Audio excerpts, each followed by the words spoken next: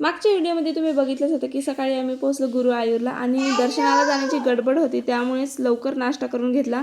आणि नाश्त्यामध्ये आज सिंपल मेनू होता, पोहे, शिरा आणि खाकरा एवढंच होतं.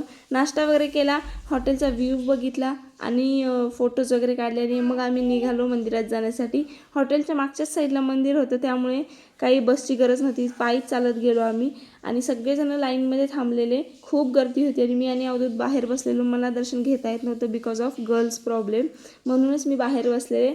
आणि सगळ्यांचे फोन्स माझ्याकडे होते, कारण फोन लॉकरला ठेवण्यासाठी सुद्धा इतकी मोठी लाईन होती ना, खूप मोठी लाईन होती.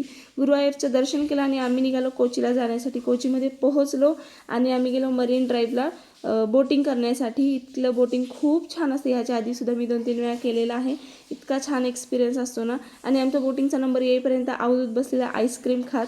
आणि नंतर आमचा नंबर आला आणि मग आम्ही गेलो बोटिंगला.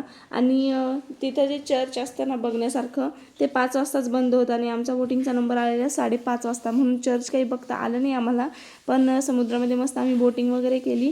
नेट फिशिंग कसं करतात, परत तिथलं जहाज वगैरे तयार कसं करतात, हे सगळं बघितलं आम्ही.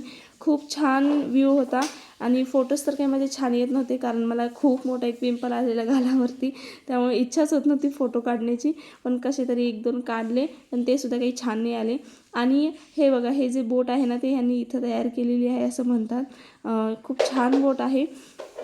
आणि त्यानंतर आम्ही पोहोचलो हॉटेलला. हॉटेलवरती जेवण तर तयारच होतं. जेवण केलं, मस्त आराम केला. आणि असा होता माझा आजचा व्हिडिओ. कसा वाटला कमेंटमध्ये नक्की सांगा. Bye bye.